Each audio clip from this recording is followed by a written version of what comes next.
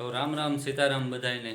કેમ છો તમે બધા? આઈ હોપ કે તમે બધા મજામાં જ હશો અને સ્વાગત છે તમારું અમારા નવા વિલોગમાં. તો હમણાં થોડા દિવસથી વિડીયો શૂટ કરવાનો કોઈ ટાઈમ નહોતો મળ્યો, કારણ કે જેમ તમને આગળના વિડીયોમાં બતાવ્યું હતું કે દિવ્યેશને થોડોક તાવ આવી ગયો છે અને સ્કૂલેથી તેડી આવ્યા હતા તેથી એ પછી થોડીક રાહત થઈ ગઈ હતી, પણ ફરી પાછો થોડોક તાવની અસર થઈ ગઈ અને એને પાછો આજે લઈ જવો પડ્યો તો દવાખાને, હોસ્પિટલે જવું પડ્યું ડૉક્ટરને બતાવવા. અને અમે ગયા હતા આજે પોરબંદર. તો આજે થોડુંક આવવામાં મોડું થઈ ગયું છે અને અત્યારે વાગ્યા છે 2:45 જેવો ટાઈમ થયો અને અમે હમણાં જ આવ્યા પોરબંદરથી અને જમવાનું હજી અમારે બાકી છે. અને દિવ્યેશે થોડુંક ફ્રૂટને ખાધું છે અને થોડીક દવા પીવડાવી, જેમ તમને પાછળ દેખાય છે એ થોડોક આરામ કરે છે. અને રિપોર્ટે યાદ કરાવ્યો, એટલે રિપોર્ટમાં તો હું એ બહુ કંઈ આપણે એમાં ખબર પડે નહીં, કારણ કે ઇંગ્લિશમાં લખેલો હોય ને આપણે એટલું અંગ્રેજી ફાવતું નથી. અને અમારું હજી જમવાનું તૈયાર થાય છે. શાંતિ હજી રસોઈ બનાવે અને શું કરે શાંતિ બતાવું તમને. રામ રામ સીતારામ. બધાય કેમ છો? બધાય મજામાં જ હશે. આજ કેમ કે મોડું થયું રસોઈનું. દિવ્યેશને અમે પોરી લઈ ગયા હતા તાવ આવે એટલે, તો આજ મોડું થયું. નકણી અમારે તો મોડું જ થાય, કાંઈ એમ કે દુકાનેથી મોડા આવે. કાંઈ મેં 2 વાગે, આજ 3 થાય, થોડોક ફેર પડી છે. અને ગરમા ગરમ શાક રોટલા અમારા બને, અહીંયા બની ગયું છે આમ તો શાક તો રોટલા. અને દિવ્યેશ આરામ કરે છે અહીંયા, જેમ કે તમને મેં કીધું ને પાછળ દેખાય છે. દિવ્યેશ આરામ કરે છે કારણ કે એને ડૉક્ટરે થોડુંક આરામ કરવાનું કીધું. સ્કૂલની ના પાડી છે ભણવા જવાની. હમણાં થોડાક દિવસની રજા લઈ આવ્યા, અમે સ્કૂલે ગયા હતા.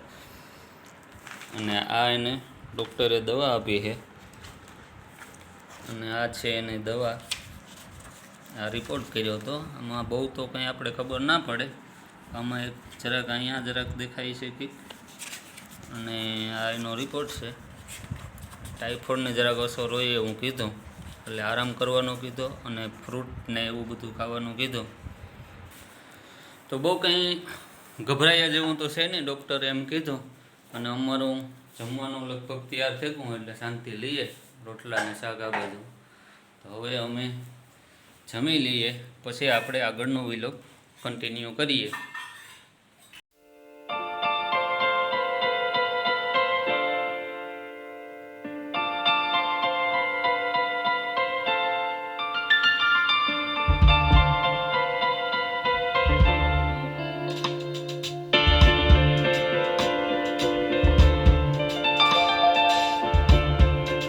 ચાલો તો મસ્ત તાકાતવાળું ખાઈ લીધું આપણે, રીંગણા ટમેટાનું શાક અને બાજરાનો દેશી રોટલો. એટલે મસ્ત ખાધું અને થોડુંક મોડું થયું, પણ બહુ વાંધો તો નથી. થોડીક ભૂખ લાગી હતી અને થોડોક રખડવાનો થાક લાગ્યો છે, એટલે આપણે થોડોક બહુ વાંધો નહોતો આવ્યો, પણ ખાઈ લીધું અને શાંતિને. હવે આગળ શું કામ હોય બતાવો. હવે કામમાં તો ઠામી સરવાના છે ને, પછી આ મગની દાળ પાડવાની છે ને, બીજું તો પડ્યું રહે થાય. પછી થોડુંક વહેલા મોડું થાય તો.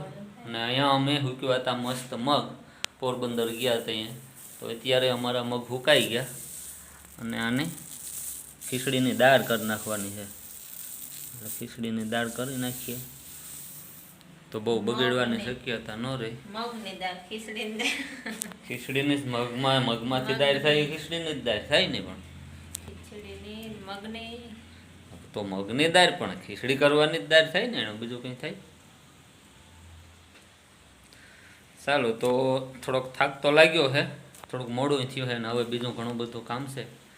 એટલે આપણે આજનો વિડીયો તો થોડોક ટૂંકો બનાવીએ, કારણ કે બીજું કામ પાછું પડ્યું રહીએ ને થોડુંક ડોવાઈ જાય અમારું કામ એ બીજું. નકાણે ભીમાને હું તો જઈએ બપોરે, એટલે વિદ્યાને ગઈ. પણ આજે આપણી પાસે એવો કોઈ ટાઈમ નથી હોવાનો, કારણ કે અત્યારે હવા શિયાર જેવું થઈ ગયું અને હવે મારે દુકાને જવાનું મોડું થાય. એટલે દુકાને જાઉં અને શાંતિ એના ઠામ કાઢે, ઠામ વિસરે ને મગની દાળ પછી પાડીશ. ને દિવ્યેશને જે ખાવું એ કરી દે. હું દિવ્યેશને ફ્રૂટ ને એવું વધારે ખાવાનું કીધું, એટલે આ તો એને ખાવું હોય એ દીધા રાખજે. હા, એ તો એને જે ખાહે એ બનાવી દે. હા, ને ટાણા હેઠ દવા પીવડાવી જાય તો વાંધો ન આવે. અને અમારે હવે દુકાને જવાનું મોડું થાય, એટલે જો આ વિડીયો આપણે અહીંયા પૂરો કરીએ. જો અમારો વિડીયો પસંદ આવ્યો હોય તો એક લાઈક આપો, શેર કરો અને અમારી ચેનલને સબસ્ક્રાઈબ કરો. મળશું પાછા નવા વિલોગમાં. ત્યાં સુધી બાય બાય.